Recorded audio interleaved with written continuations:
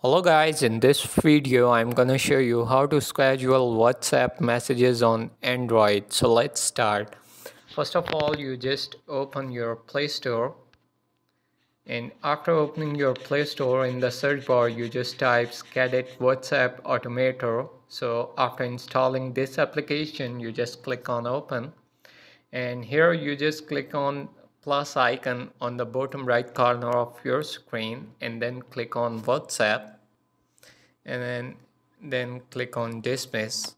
And in the plus icon you just type your contact name, and then click on message and type message.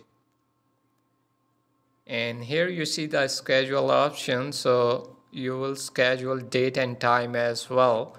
So that's it. Now you will be able to schedule WhatsApp messages on Android. So I hope you guys enjoy this video. If you like the video, do like, share and subscribe our channel.